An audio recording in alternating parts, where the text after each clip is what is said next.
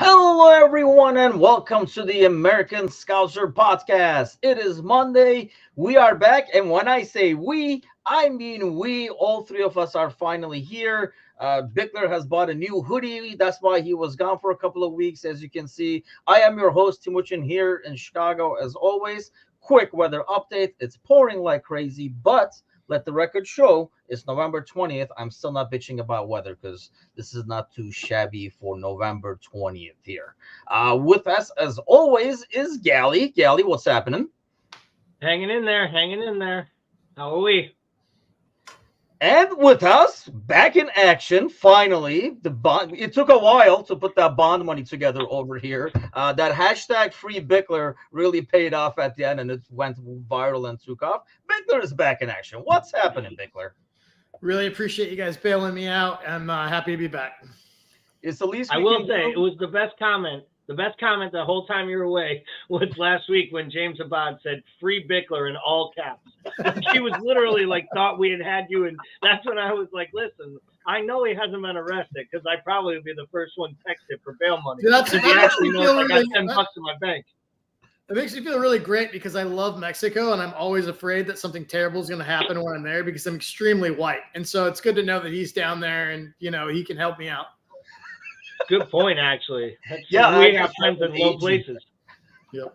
James will probably join us pretty soon in the audience over here. But I mean, I am really, really glad to see Bickler back. And more than seeing Bickler himself, it gives me the opportunity to bring trivia back. And that's what I was really waiting on. It felt weird and odd these Monday nights with no trivia. But it is freaking back, people. And I got a good one this week. I'm pretty proud of this one, actually. So obviously the Liverpool Manchester City game is coming up. So I'm sure you guys did your homework and crammed on the games and the records and stuff. So here is the trivia for the week. In the Premier League era, there has been only one player to score a hat trick in these games between Liverpool and City. Who was the player? And as a tiebreaker, assuming you guys will have the answer, both of you, we'll do the year as the tiebreaker. Bickler, missed you, buddy. No. It's all you. You go first, as is the tradition. Man, I don't know this. Almost implying you knew all the other ones. This one, I don't know. Well, I mean, if I remember correctly, and it's a long time ago, but I did have a solid showing the last 2 weeks of trivia. I don't know this one at all. I'm going to go like this is wrong. I'm going to go Dirt Cat 2002. That's wrong. I don't know who this is. Yeah, I genuinely, I know who it's not. It's not Sergio Aguero because I'm pretty sure he still hasn't scored against Liverpool. No, and it's going on. And that was. I know not an Anfield. I don't know if he scored there. I know for a fact he has. No, he never scored at Anfield. Okay. He did score once or twice, but it was like his goal scoring record against us was just abysmal.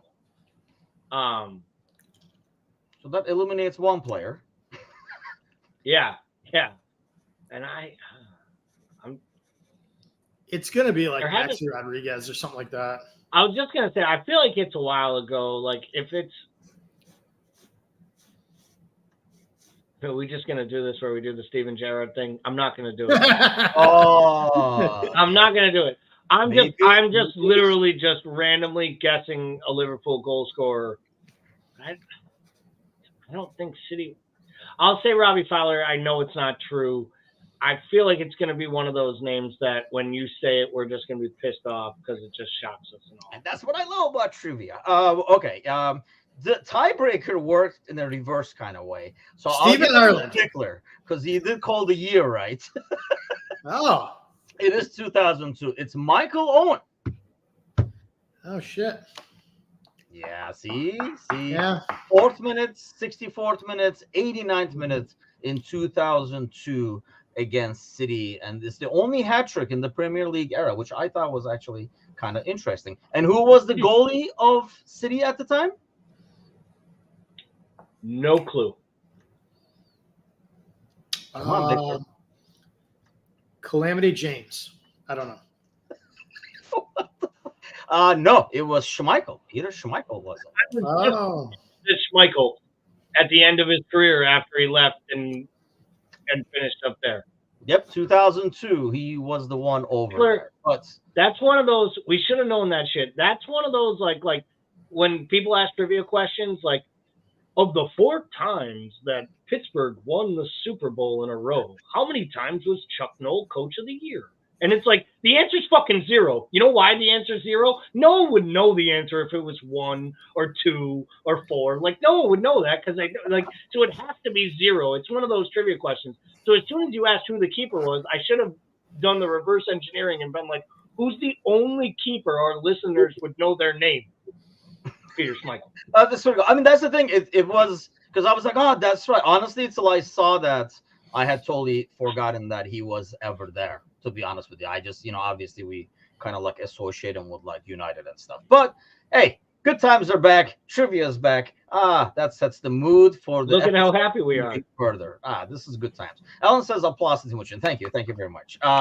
But before we move forward, by the way, I am going to post a link as well. If you are following us on Facebook, head on over to YouTube as well and give us a subscribe there. If you are listening to us as a podcast, which we are very thankful for and we appreciate your support, do us a favor, head on over to the YouTube channel, give us a like and a follow and a subscribe there, because obviously this is the only show that we do as a podcast, but there's a bunch of other content on the YouTube channel that we do not release and abuse people on podcast avenues. We only use this show to abuse. Podcast is a smart move, though. Let's face it; it's a much better audio experience than it is a visual one. That is true. But yeah, I guess that is the benefit of the podcast listeners. They're like, there's a reason why I'm not so. But hey, support the channel, subscribe over there, do what I do. I actually follow and like listen to a lot of YouTube stuff, but it's actually in the background as I work in another tab where I have like 100 tabs open, and where the sound is coming from one place. That's where usually the sound is coming from. So you can still avoid the look, but listen to the beautiful sounds of American Scouser. Okay, so this week, obviously, not a game to recap, but I figured we're like a third way into the season, almost somewhere around there, right? Yep. So I figured it's a better time. Last international break I thought was too early. This is kind of like a better time to kind of like sit and evaluate the summer business overall and maybe kind of like see where we're at. I still think for a player like Ando and Gravenberg, it is probably still too early, but I think we have a lot better idea than we did last international break. So I kind of wanted to like address that first, and obviously then I'm kind of like dreading talking about this. I'm really nervous about the City game. I have no idea why, but I'm getting like that. The stomach is already churning, and it's freaking Monday, for God's sake. So it's going to be a painful week, needless to say. Okay, let's start. So here's what I want to do. I want to ask you guys to give a grade to the trivia. That's an A+. So we'll go to the next one. We'll go to the next one. I want you guys give you guys like a grade. But if there is a qualifier, for example, in terms of price and stuff like that, let that know as well. So it's a B, but due to the price, a B+, etc. So we'll start in order. We'll go with McAllister first. Victor, let's start with you. What is the grade you would give so far in terms of a signing? I don't think it's fair to do performance, and especially for a player like McAllister, right, playing out of position. But in terms of the signing and the player we got, what would you give? So for me, the signing's an A-, just because I think it's a quality player at a crazy price, like a crazy good price. Like we basically found a loophole in the contract about going to the Champions League side. It was a great deal for us. Obviously, I know his performances haven't been great the last month and a half, but I mean, I think people are forgetting the first month that he played and how good he looked. So there's been a lot of like negative talk about him lately. I think he's still got a huge ceiling. I still think he has a big part to play. Obviously, the way that we've used him is probably not ideal, but that's not his fault. And I think that from a transfer standpoint, I think it was a really good transfer. That's fair, and I agree. And there has been a lot of negative talk. And I don't know if that negative talk, I mean, obviously we're going to move on to like Szoboszlai and stuff like that too. But I mean, Gally, first of all, what is your grade? And do you think the negative talk is obviously partially playing out of position and everybody thought he could still do it perhaps? but is it because he got kind of like maybe outshined by the guy we're going to talk about next in Soboslai? I think a little bit is the Soboslai stuff, so we'll get there, and I'll share my thoughts when we get to him. I'd give him a B+, and it's not, and I'm with Paul. I'm just not taking 100% of the club signing and the performance out of it. I think he has been up and down, and I think that's what happens when you ask players to play out of position. At the same time, I get more and more uncomfortable with the fact that Klopp's starting to like fall in love with him in this position and thinks he's actually in the position, which always drives me crazy. So, like, for me, like, I feel like this is a B+. I could have said incomplete because I'd like to see him actually do the job that he was signed to do, which is start, like, in the Thiago role on the left-hand side as the most forward attacking midfielder and creative player. And I think that's still where he belongs in this setup if we're setting up our best 11 and in our most attacking-minded area. They didn't hand him the number 10. So he could play in front of Van Dijk, Kanate, and Mata. That's for sure. Or, as you would like to say, confused next to Trent. I do agree with the B+. So I'll meet you guys somewhere in the middle. I think it's a B+, but I think the price we got him at makes him an A-, like Victor was saying, because it is a great deal overall for the player that we got.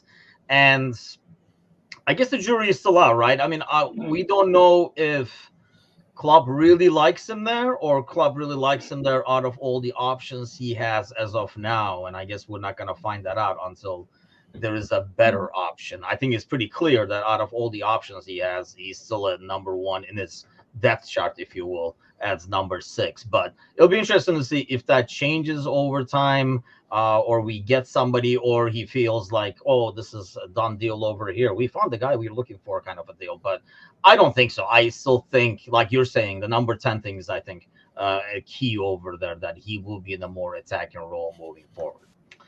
Next guy up, Soboslai. We'll start with you on this one, Gally. Give us a grade. So I'm going to say A-, and I will say this. A month ago, literally, I would have said A+. I think he hit the ground absolutely steaming. The kid works his socks off. He runs on runs. I mean, we always say, but can he run, right? Like, he's playing in a Klopp midfield, but can he run? Well, this guy has proven he can run, he can do it quick, and he can even think while he's doing it and make things happen. I will say these last like 3-4 performances have been pretty pedestrian at best. There have even been a couple clunkers in there. And I think he's skated a little bit by how well he played, that he gets no criticism right now, it feels like, from anyone. No criticism from the Liverpool media, from supporters on, you know, God forbid, Discord channels or Facebook groups or any of the cesspools, places that the three of us hang out and argue with people in. How dare you? How dare you? But, I mean, really, I do believe I think he is kind of like, if McAllister is getting too much criticism for his mediocre play out of position, I think some points Soboslai is getting too much credit for some mediocre performances, if that's a fair way to put it. So I think the player himself has been an A- so far, but like recently it's just as much trending to that B+. But I think this is an absolute stud who I think will grow into being, like, I think there is a chance that this is his club for years to come. Like, I really believe he can put his own, like, Gerrard-like stamp on that midfield and run things. But I think right now we're so ready to anoint someone the next great midfielder that we did it after, like, basically a great game and a half. And I think we still got a lot more growing into the Soboslai steps for me. Yeah, I agree with the analysis of he's like the complete opposite of the McAllister ordeal, where he gets probably, or he doesn't get any criticism even when it's like warranted, whereas it's almost like people are looking to give criticism. Is that, do you think, Bickler? First of all, I mean, we'll take your grade as well, but do you think it's partially because everybody knew what we were getting with McAllister? Everybody had watched them in the Premier League and stuff. Whereas Soboslai, I mean, you know, nobody's like closely following the Hungarian national team until he came over. And, no, you know, not a lot of people like really follow the Bundesliga as closely. Is it because he was more like a pleasant surprise compared to McAllister that he gets the credit, or he does more things that catches the eye? I mean, I think the way that they're evaluated, the two players by supporters, I think has a lot to do with what people value in a midfielder. And I think if you look at these two players, people value pace, power, and goals. And Szoboszlai has all three of those. McAllister is a much more refined player who works much more on a technical level, does a lot of the things that, like, I mean, this is the same thing with Jordan Henderson, right? How critical was Jordan Henderson to everything that Liverpool did well from an engineering standpoint, but nobody loved? Because, like, essentially they're the metronome in the midfield. They basically dictate the pace of play. They're the quarterbacks in the back that basically make the lanes and thread the balls through to the right players. They do those things that most casual supporters don't find sexy, right? Whereas Szoboszlai is going to run at you. He's got direct pace and he can hit it from range. All those things make people drool when they watch soccer, right? Or football. Yeah. So I think it just goes to what people value in a midfield. To me, it's really frustrating, right? Because, like, you can't have three of those players. You can't. And, like, I just think is, like, when we look at these guys, everybody expects or wants a goal scorer in the midfield. And honestly, that's not what this system is designed to do. Yeah. So, for me, from a transfer standpoint, he's an A. And the reason for me that he's an A is because we got him at a relatively good price. He is well known to be one of the top talents in the entire world in this position. He just turned 23, So he's still super, super, super young. And I think this is a guy, I mean, Gally hit on this. When I look at, like, the future of Liverpool, this guy, given his international experience at such a young age, the way he conducts himself, this is the type of player that can really knit himself to the fabric of the Liverpool community and be the captain for the next 10, 15 years easy. Yeah. No, I agree to that. I think we all see some of the things he does. We see, like, the potential, right? Like, holy cow, like, he can do this. Oh, he can do this too. Like, there's so many tools that he has that he can do on the pitch, and he's shown all of them. And maybe, like, you know, like, going back to, like, when we were talking about McAllister, we've kind of, like, almost, like, held him back a little bit, where he has maybe not been able to show some of the stuff, especially the attacking stuff that I agree, like Bickler says, it does get more attention. And if you're not watching the full games, if you're just coming home at night and you're like, oh, they won 3-0, let me watch the highlights, you might not see a lot of what McAllister does in those highlights. But you do get to see a lot of what Szoboszlai does in the highlights because, like, it's in the attacking third and stuff like that. By the way, Chris says, you make me drool watching the stream, Bickler, which is odd because we were just talking about how this is actually more attractive as a pod than a stream. Yeah. But Bickler makes the difference there, makes people drool. So going back to the whole Szoboszlai thing, because I think Brian Shelton was earlier saying that, you know, he does sometimes try too hard to force things to happen. Is that partially the decline where he's in the beginning, he was trying to fit in, do what he has to do, so he was performing well, and then he felt like he should take a bigger role, and that's not what we want out of the midfield, like Bickler is saying? Or is it because he is, I mean, you look at the miles he's put up, literally, is one of the top in the Premier League. The kid goes to the national teams, pretty much plays the full 90, 100 minutes every single game. Is it just those miles basically adding up? Or was he kind of going into a role that is just not needed? That's not what we do around here. Well, I think, one, he wanted to ingratiate himself to the supporters. I think it's easy when you can, like, read the language, or you can hear the language, you can speak the language, and you read the papers, and you hear everyone talking about all the great you're doing, and they're singing your name from the first minute of every match. And I just think that he got caught up in it. And I think at the beginning he was allowing it to come to him, and it was almost like the game was coming to him. And I feel over the last few matches, when he isn't on the ball, he feels like he has to get on the ball. And I think, like, we were struggling against Luton. He decided he was going to figure out a way to score that goal because he took about 50 shots from outside the box, like, in that match. Like, he was, and I just think at times, you know, I feel this way with Thiago at times. I think sometimes when you know you can see a pass, you try to find it even when it's not there. And I think at times he's trying to create things for the whole side at once, instead of just being one of the 11 that was making it so much better earlier in the seasons when things were coming a little bit more naturally. I just think this is natural progression. And I just think we're really, really lucky he bedded in as well and as quickly as he did, because we could be having these conversations like he's just okay right now, coming off of 5 bad performances. Yeah. He hasn't been poor. He just hasn't even been criticized in matches where he's been like a 6, which doesn't make any sense because we saw what the 8s and the 9 performances are like from him. So if he plays like a 6 and not in the 6, but as a 6 out of 10, then just call it out like it is. Like, I think this is my problem. I'm always more critical of the players that get all the praise and defend the players who don't. It's probably why I'm always on the wrong side of most sports arguments. And also hate kids. But aside from that, that's a whole nother story. You just don't have to have them. I agree. I hate kids too. Yeah, the grading, I think I go with an A- as well. But I do agree the potential, like some of the things you see him do and how well he fits in and the work rate and stuff like that. I think there are like certain things to improve on. For example, like I sometimes see him defending as an attacker as opposed to a defender. And when it's midfield, especially in this midfield, you got to kind of like defend like a defender, like where he's trying to cut the pass off and start a counter as opposed to actually solidly defend sometimes. And we've had that a couple of times on the right side where, you know, he is almost like jumped the route, if you will, as a cornerback, instead of actually defends that has cost space in the back. But man, like potential wise, even with the price, it looks like it's a steal. So I'll go with an A- on that one. So let's go to this one. This is going to be a bit more probably more polarizing than others. It was like is it a bird? Is it a plane? Is it Caicedo? Is it Lavia? No, it's Endo, kind of an ordeal. And we get this student, a lot of experience, Bundesliga, fits the mold in terms of what we normally look for. Bickler, what do you give him as a grade? This is a tough one to grade.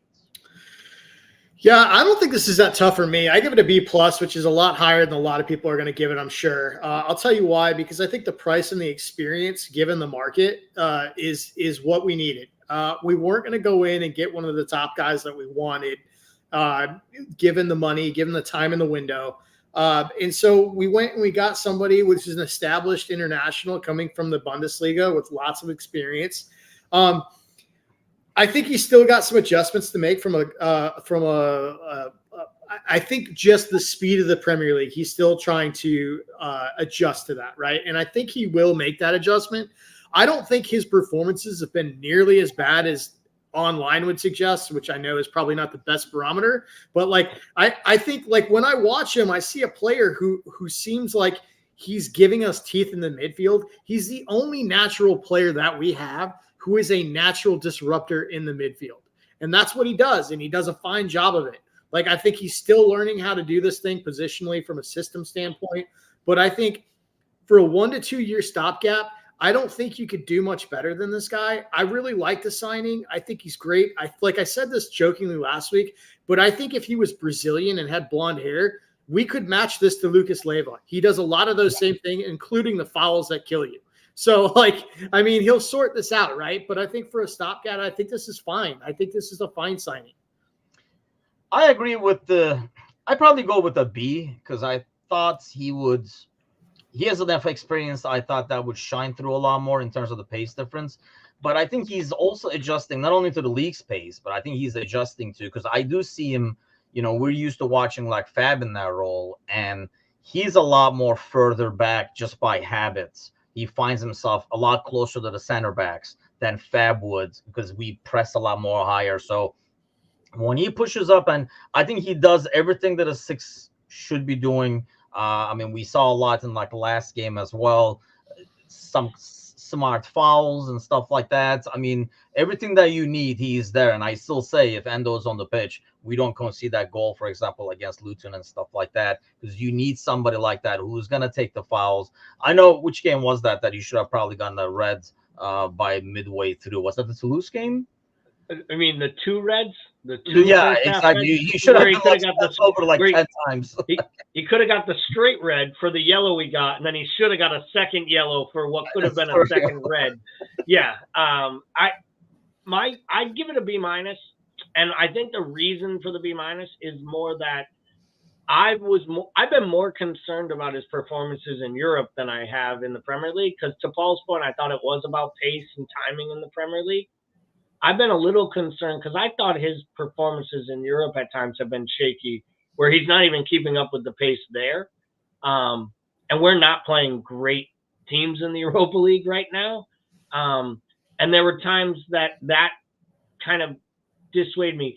The reason I say B- is that I genuinely am getting to the grips of, I think Paul's made this for, like, I don't believe this feels more and more like a guy the manager didn't want. Right. And when that happens, like, I have to rate all of it. It's not just the player. It's also, you ask, like, what's the transfer for the club? And I don't know he's ever going to use this guy. Like, I'll say this.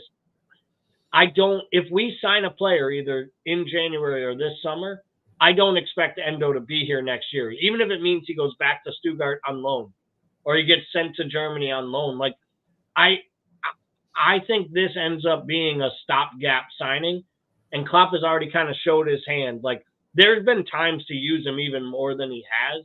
I hope I'm wrong about this because I want the guy to succeed. He looks the part. The players seem to love him, and he's got all the leadership qualities. I just don't know that. I don't know that he's going to spend a lot of time on the pitch. And I think Klopp's goal is to figure out ways to use McAllister and eventually, hopefully, Thiago and use Jones and use Gravenberch and use Soboslai. And I just think Endo's going to be the guy at the end of the day where when the music stops, I don't think there's going to be a seat for him. See, I feel like he would be more of a Milner type guy in the sense that playtime is not going to be as big of an issue for him. He's already had a career, and this is almost like the pinnacle. He's coming over here to Liverpool. Every minute is kind of golden, being part of the club and being part of the success, hopefully, as we start like winning trophies. So I think he would be okay with that role, even if we do get a 6. But I know what Gally is saying, Bickler, in terms of like the performances in Europe. But I'm kind of torn on that because part of me feels the same way. But the other part of me says, man, not a lot of people look great on that setup because nobody has played together. So do we kind of like judge him unfairly at times because he's in the center of the pitch with people around? My concern, my major concern with Endo is like, I've been from this beginning, like the way that he's been, the games that he's been used and wears suggest that he's not a player that Jurgen Klopp wanted originally. And my biggest fear with that is that he's not ever going to get the rhythm and rotation he needs to find his footing and be useful. And that's the major problem. If you're just going to spot use him, like I think he needs more than that to maximize and get the most out of him. And as much as I love like the idea of him coming in late in games to close games or being used as a utility player, like he doesn't have the experience in the Premier League that James Milner did. He hasn't been playing in the Premier League since he was 16 years old.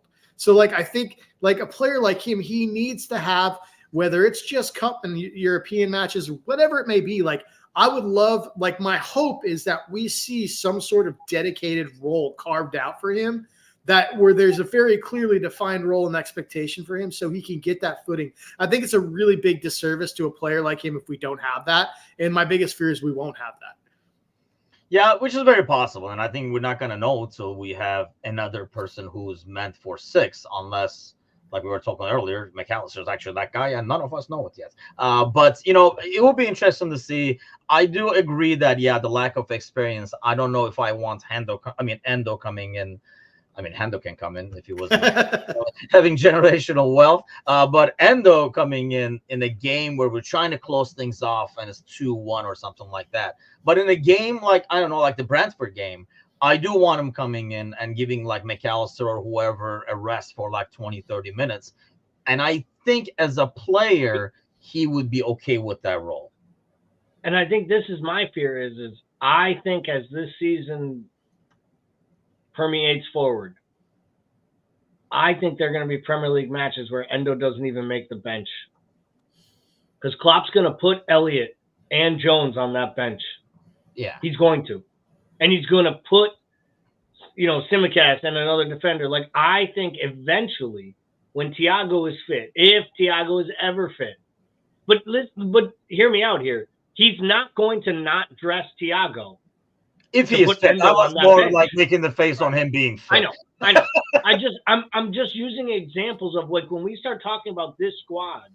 I think if Endo was going to get to play it would be when Curtis Jones wasn't available, yet he still wasn't getting minutes. Yeah. It would be when McAllister needed a rest and Klopp was willing to run him out there coming off of, sucking oxygen in Bolivia 48 hours before. Like, we have been through this. We've been through this muck and this ringer with this manager, right? When we argue, why doesn't he play this guy? Does he not like Davies?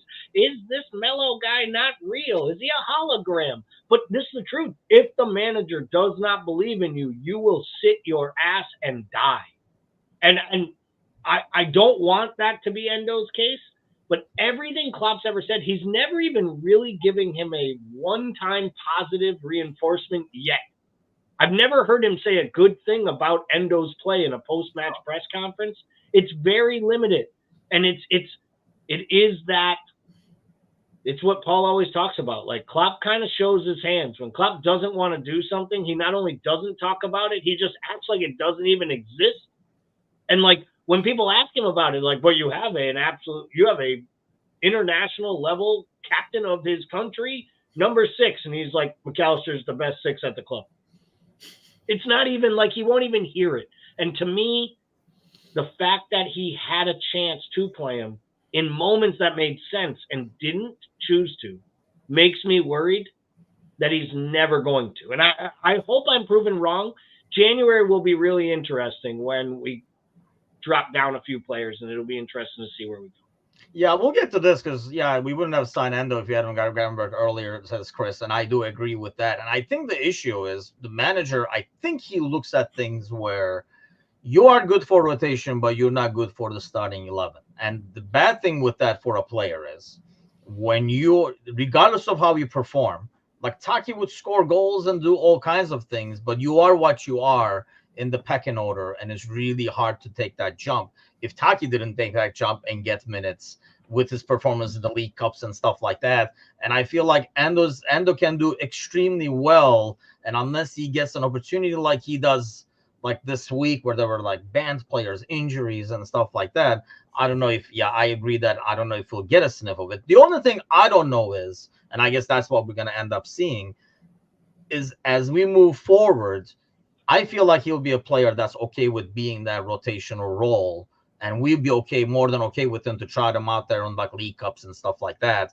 And if, moving forward, but then all the homegrown numbers and stuff come into equation. But it really depends on if you get a 6 or not. But let's go to this one. So as we're shopping for Endo, at the checkouts as an impulse buy, we see grab him, Birch, and grab him off the peg. I mean, honestly, like, all joking aside, this is probably like the guy that we wanted all along, obviously with the Bayern and stuff like that. We talked a lot about in the summer. We do eventually get him across.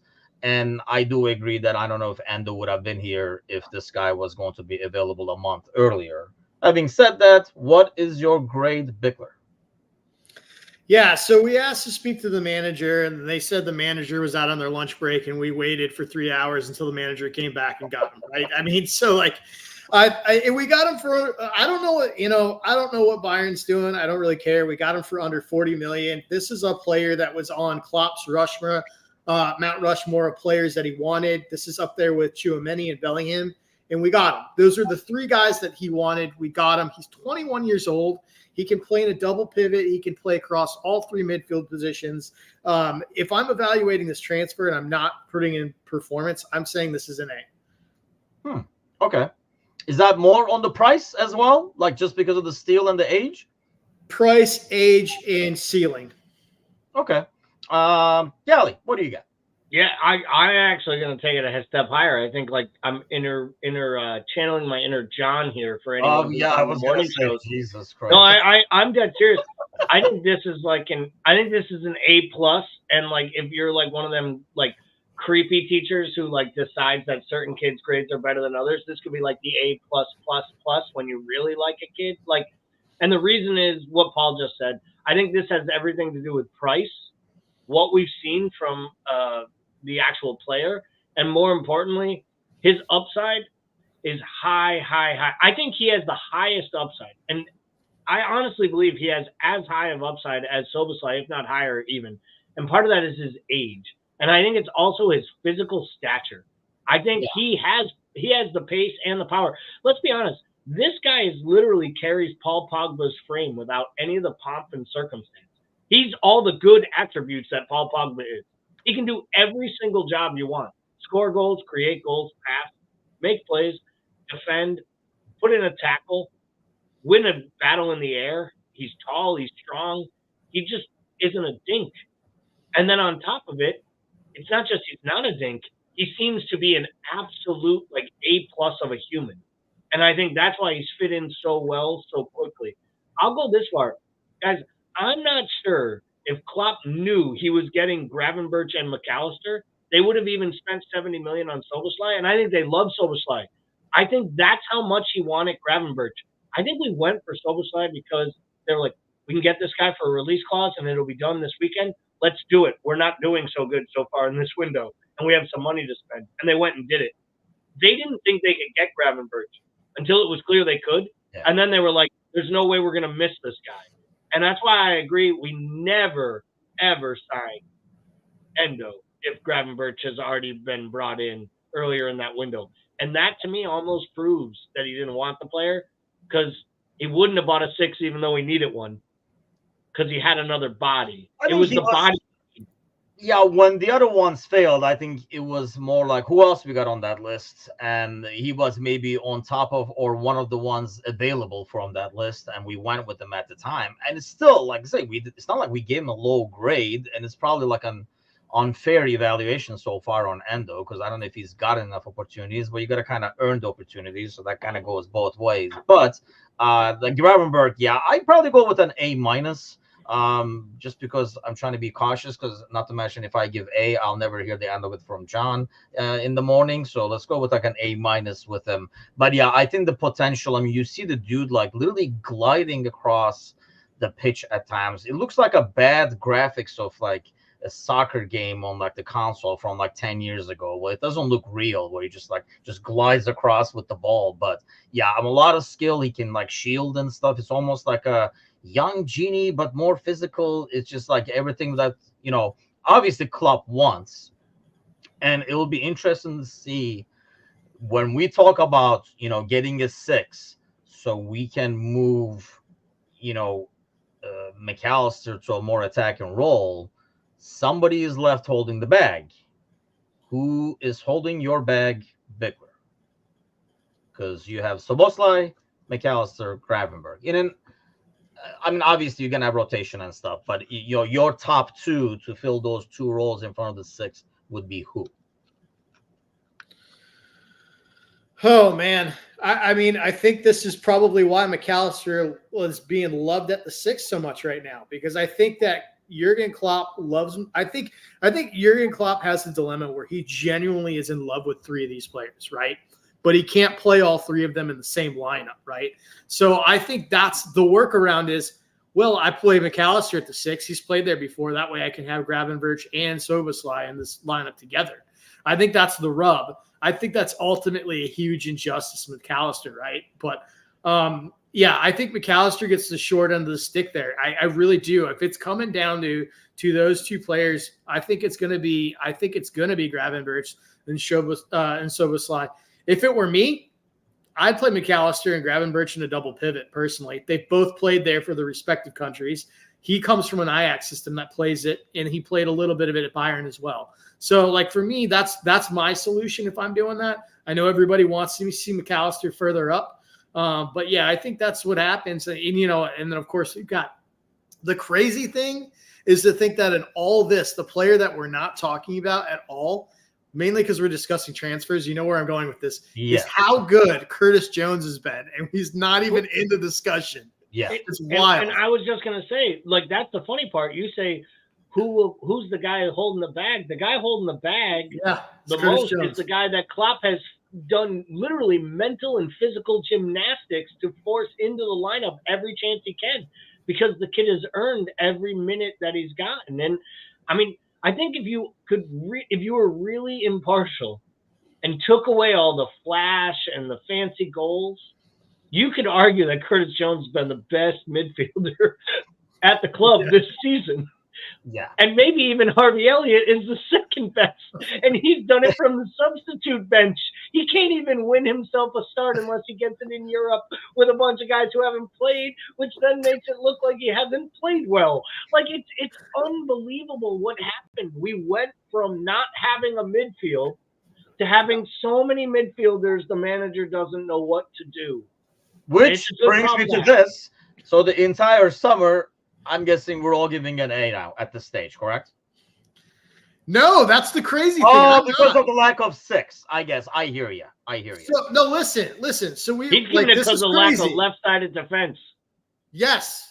So okay. I know we sat here and I went A-, A, B+, right? So it seems absurd. No true 6, right? Except for Endo, who clearly we didn't want. At least that's what it looks like. And the fact we have no left-sided defender that I think we desperately needed. And with all this talk of Schmadtke, I don't know how we didn't get Van de Ven. Like, I don't know how that kid went to Tottenham. Man. I really don't. It makes zero sense because not only can that kid play center back, he can play in a back 3 and he can play left back. Like, like with our situation, like, to me, like, and my biggest fear was, thankfully, like, this looks like it's evening out a little bit, primarily because Verge is looking like he's coming back a little bit. But my biggest fear was us passing on any sort of defense. Guess who's back on the Verge bandwagon? Right. I know. My biggest fear was that, like, passing on a defensive depth this year would just be what we did with the midfield last year. That was my biggest fear because, like, Konate's not been durable. Matip is Matip. Verge looked like he was fading. Thankfully, it looks like he's coming back into the fold some. We don't have any faith in Costas long term. So I still think that this summer we needed to make a defensive signing. I wonder, like, looking back, I mean, yeah, Van der Ven, obviously. I mean, we were talking about it on Discord with, like, Galley and stuff, too. Like, I can't remember which game we were watching, man. Like, I think pretty much every Tottenham game that we watch simultaneously, you keep saying it because you see the speed, the strength, and what he can do, how good he's on the ball and stuff. I wonder if it was, like, one of those situations where you felt like he saw Van Dijk, and you're not moving Van Dijk, and he saw Konate, who's seen as the future, and maybe he felt like, I don't know if I'm going to go here and play, whereas I can go to Tottenham and just plug right in. He's a left-sided center back. That's the one thing people have said. He can't play on the right. He doesn't, like, we make fun of, like, could Gomez play this side and, like, Matip play that side, and Matip will never switch, right? He's a right-sided center back. Different animal. Van de Ven, from what I read, he is a left-sided center back. So maybe he just didn't think there'd be enough minutes for him at Liverpool, and maybe he kind of saw Spurs as like a stepping stone club and thought, I can go there, get my money, show I can do it in the EPL, and then maybe I get my move to Liverpool later or Chelsea or City or wherever. But I'll say this, like, the class he shows, his composure on the ball, his pace. I mean, his pace. It's really, really good. And he closes down really well. He's even been good in the attacking side. So Spurs did a home run, in my opinion. I know he's hurt right now, but good on Spurs. It's unfortunate, but I'm with Paul. I would give this window a B+. And my reasoning for the B+ is I do think we needed some form of defensive stability, or we needed to, like, close the window quicker. And I think it may be an A at the end of the day when we look back and we weigh the talent of the 3 midfielders we bought. But it could have been an even better transfer window, in my opinion, had they been a little bit more strategic on how they did it. And I'll be honest, I didn't love their outgoing business. Like, I thought they could have sold better. I thought they could have made some more money.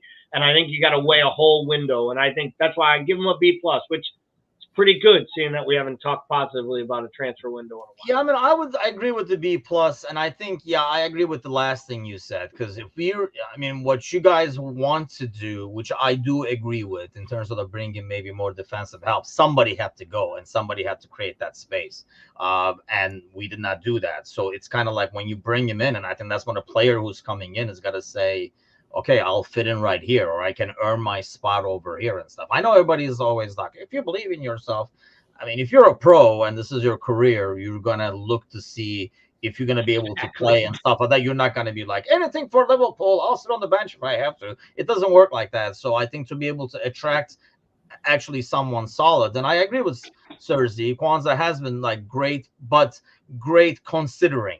I don't think, you see Kwanzaa out there and you say like, oh, that's a great center back, like we are saying with Van der Ven.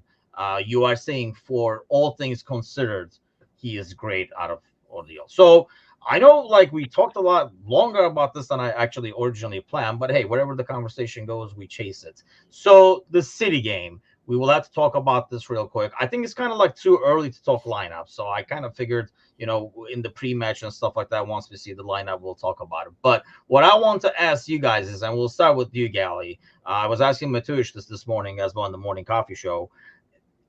This game, the result of this game, how will it affect how you look at the season moving forward? Like, if we win, do you say, okay, we're like a title contender? If we draw, do you say we're still a title contender, etc.? All right, so I actually we posed a similar question during the Premier League show this week, which will come out, spoiler alert, a little later this week. So listen, nobody knows that yet. But no, in all seriousness, I think the performance for me is going to go a longer towards my belief, and hear me out here. I don't think that a draw means we're still in it, or even a loss. Like, I think if we go there and we play really well and we were to lose a 1-goal thriller or something happens and we're 4 points leaving City on November 22nd, 25th, whatever it is, I think we can still come back and win the league and show that we're contenders. What we can't happen, we can't go there and get stuffed. Like, if we were to go there and lose 2-0, 3-0, 4-1, like last year. Remember last year we took the lead and then we just got absolutely outrun by them? If something like that were to happen, I think it could detrimentally hurt this side. I think they need to be competitive in this match. I believe we need a result from it, but I won't say if we lose it's over, as long as we put in a good performance. And I know that's a cliche way to answer that question, but I honestly think this is more about us judging ourselves against them than it is going there and winning. Because I think we could go there and win an absolute, like, let's say they gift us a game. Like, they make 2 mistakes and we just beat them. I don't think we leave there if we play poorly any more confident because we have 3 points in the bag. Like, I think you have to prove to yourself you can hang with City. And I think that starts Saturday morning. How about you, Bickler? Yeah, I agree with that. I really do, because I think for me, as long as we don't come away from this game with any further distance between us and City, that's the important thing. Because, I mean, regardless of how they've looked more vulnerable this year, at the end of the day, City's still City. And when January 1st strikes, they turn into a transformer, and then everybody else is just chasing them. So, like, they just don't lose down the second stretch of the season. So I think it's critical we don't lose ground here. I will say that I think City's margin for error this year is less than it has been in the past, because I think that they're thinner than they've ever been. So not only do they have a lot of new pieces that I still think they're trying to gel, I think that they're thinner. I still think sometimes they look like they're trying to force play through Holland, which doesn't work. So, I mean, we've got opportunities here, but I really think, like, the one thing, coming off Toulouse and the Luton matches, which was really concerning, was just the lack of urgency across the board in this team. And that's my major concern coming off any international break. I think the fact that we have City may even help this, okay? Like, I think in a way this may help, because there's no option. If you don't get up for this game, don't walk off the bus because you're getting smoked. Like, I mean, I don't think we have there's not an option. You have to be up for it. So I think in that kind of helps us in a way. But I think the last performance that I saw, the last couple performances that I've seen, which has been encouraging, is that Liverpool looked like a team that remember what they're supposed to be as a side. And that is not a side that plays and builds out of the back and tries to break a team down like we did versus Luton, but a team that essentially prioritizes winning the ball in the final third. And so if we can get back to that, and we can get back to what the mold that we kind of cut this great Liverpool side out of, that is Jurgen Ball. That's the way he plays. If we can get back to that, I think we're fine. Yeah, honestly, like if we win this, then I'll be like, hey, maybe we do have something going here. Because otherwise, I really still do not get that. I mean, despite what we said earlier in terms of like the newcomers and the impact and stuff, I still do not look at us right now and say, I see way too many chinks in the armor, if you will. Like over these games, I feel like there's like a lot of deficiencies, and I just don't see. I thought that sense of urgency you're talking about, Bickler, that killer instincts that we had in those like 3-4 seasons back to back to back, I just don't see it from this version yet. But having said that, Gally, do you think a win in this game would almost make them believe in this more and kind of maybe bring that urgency? Maybe we started the season saying, hey, it's kind of like a, let's see how this pans out. But you beat City and you go, top of the league, tied or not, maybe it does turn the attitude and say, holy shit, this is the year, not next year. This is the year.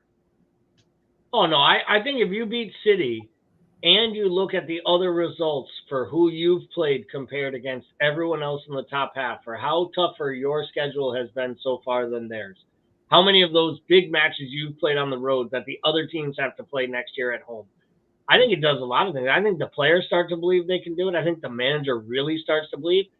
And I think the boardroom starts to believe that there's a real opportunity, and it may change the way that they approach, say, January. Because let's be honest, it is not going to be easy come the playing without Mo during AFCON. It's not going to be easy, I mean, granted, it's just Endo, but I mean, you're playing without a few different players between AFCON and the Asian Cup, which will both be being played at the same time in the second half of the season. So there might be a little bit more movement there. I think, listen, if they feel like they're in it, they're going to go for it. And I do believe that. I actually think the league is down. Like, I think City's down. I think Arsenal's down. We don't know what Tottenham is. So to me, this league is there for the taking. I think we've proven we can compete in it. I just think that we have to see what happens before we know it. But these games with City are always such a crapshoot. And I think it's going to hang on like a knife edge. And I think that we just have to make sure that our guys are doing the right things. But if we can eke one out here, come 10 a.m. Eastern, if we are sitting top of the table, I think it puts a lot of pressure on a lot of people across England, and I think they want it no part of it. And I think that would be the best thing for us, is to kind of be the party crashers for the second half of the season. We're kind of written off. Yeah, that's like an interesting point. I don't think it affects January. I understand your aspect, like your perspective in terms of they're like, hey, maybe this is the year and spend the money kind of thing. Because honestly, and that's mainly because I don't know who would be available for you to fork out that much money that would be a guarantee for club to play right off the bat. You know what I mean? Like, you get, like, if there was somebody there that you could be like 100 million and he's going to start right here, maybe, but I just don't see anybody like that. Even like Andre, like, you go get whatever it takes kind of a deal. I mean, God knows when club would blame. What do you think, Bickler? Does it change at all, like, where we are in, let's say, 2-3 weeks from now? Do you think it affects how we approach January? We always say that, and then we actually end up doing really good business in January. Like, we've gotten a couple of studs in January. So I just think, I think January is a crazy. It's a difficult window to go get a marquee player in, for obvious reasons, because everybody's in the middle of play, right? So I do think it's tougher to go get a marquee player. But a player like Andre, especially when the Brazilian leagues are wrapped up, I mean, it's definitely possible. And you never know. Maybe we'll see a couple gems come out that we didn't expect. Somebody out of left field that comes in and makes a big difference. So I could see it. But yeah, I'm with you. I think it would be weird. Like, I just think it's a difficult window to be like, all right, let's go win this league. Okay, with what, right? Because you're going to overpay. You're going to overpay, A, and B, the marquee players that you would want are going to have very, very limited availability anyway. I think that's my thing. Somebody who's gonna, we know Klopp is gonna come in and like second days. I mean, look at how long it took Fabinho to freaking start. So it's gonna be a It'd while. be totally different if this was like basketball, right? Where you could go do like a 5-team trade and get in some like, you know what I mean? It's just it's very different. It's tough in the middle of the year to like just go out and chase a title like it is in some pro sports. All right, so that's the thing. James says, sign a 6 and we win the league. Yes or no, Bickler? I'll go no, just because I think we still have too many problems defensively on that back line.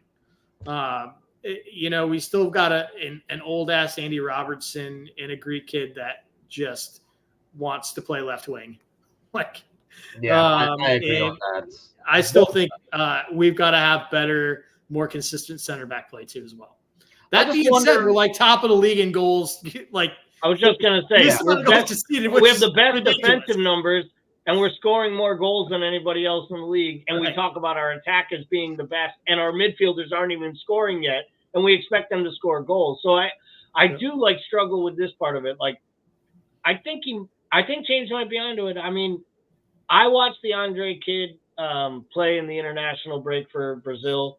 I will say I was really, really impressed with the player. And then when they showed his stats, like the last Brazilian player to start a game for the Brazilian national team while playing in Brazil, and like then they showed his numbers, and he was basically better than like the last 5 holding mids.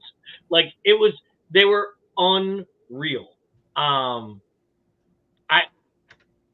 do think he's a real player. I don't know if Klopp would play him before March or April anyways, but he looks like a big time talent. And, there's all kinds of rumblings of him being rumored to Fulham and Spurs and all these other places. If they really liked him in the summer and they wanted this player, not going back in now for this player seems like a mistake, but maybe it's that old adage, like we had a price last window and by this window he's too much. I don't know, but the player looks the part. I'll say that.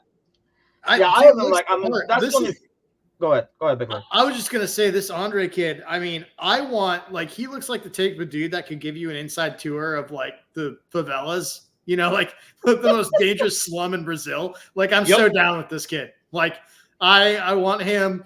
Let's go start a fight at a bar. Let's go. I guess the question all comes back to the adjustment from the Brazilian League to the Premier League. I mean, physically he looks there. You just never know till you see the actual pace and stuff like that. James is raising the sign of 6 and a linebacker. So if I put something, he's going to probably add that too. But I think that's the only issue. I just don't feel, despite the numbers. But here's the thing. I don't know, going back to what James' initial question of just signing at 6 is, if you get a solid 6, I wonder if will cover and make the defensive back line and the left side and the right side look a lot better, like maybe Fab did. So I think that's something to see. James says Grimaldo from Leverkusen. As much as I love the dude, I don't see us spending a lot of money. I was just looking up his age when I saw him in the comments, and he's 28 years old, as though he does fit the bill. And then Alan says Besetic to return. I just don't want us to do this. His chair is over here when he comes back, reserve thing. We don't know when he's going to come back and what shape he's going to come back. We just take care of business. If he comes back and he's real good, I'm sure he'll earn a spot. But before we go, let's get some predictions. Bickler, since you're the guest of honor, I'll go 1-1 draw, and I think it's going to be an ugly game. Like, I think it's just going to be choppy. I think it's going to be one of those games that struggles for rhythm. And I think it's just going to be a dogfight. Does that sound good for my nerves? Go ahead, Gally. That was going to be my score as well. I'll chalk them up and say we each score another one. It's a 2-2 draw, but it's not a pretty match and it's not well played. Like, this could be one of those terrible, like the 2 best teams in England play to a 0-0 draw at 7:30 in the morning and just break everybody's TVs for 2.5 hours, and I create new 4-letter words. But I'll go 2-2. Both teams score a worldie. Both teams make an embarrassing, like, lunchtime kickoff mistake. And both teams leave with a point that they're probably both really happy with at the end of the day. James going was a 2-1 double for Costas. A double shot, maybe. Hopefully, a double shot or something in the morning, so he's more awake. But the double will probably be the 2 times he hits the ground after he bounces off the Holland once. Yeah, man, I keep saying it. He looks as strong as like a 12-year-old. I don't know what the heck happened. I mean, he was never like the strongest guy. But we used to make fun of like Galley with the 12-year-old body, you know, and he plays like that, and he was not like that. So I don't know what the heck happened there. But I was going to go with the 2-2 as well. So is Shelton. So is Allen. Everybody's very cautious about this game, and I don't know if it's because obviously City. It's after the international break. It's crack of dawn. Well, crack of dawn for us, early game back there. So I don't know why, but I do sense a lot of like cautiousness. Usually these predictions are 3-1, 4-1, and stuff like that. But yeah, let's see what happens. The good news is the moment the game is over, I'm hitting the road, so I'll be able to put it behind me if it's bad and not think about it till like Monday and stuff. But until Saturday, there'll be a lot of stomach aches and churning going on. But that's it for us this week. The trio is back in action today, but gone until next Monday. We will be having the Wednesday morning show. After that, we'll see you guys even earlier of crack of dawn for the pre-match before the City game once the lineups come out, and hopefully celebrate the win in the post-match. But don't forget to like, subscribe, and do all that good stuff. Hit the YouTube channel, and have an awesome week, everybody. Take care.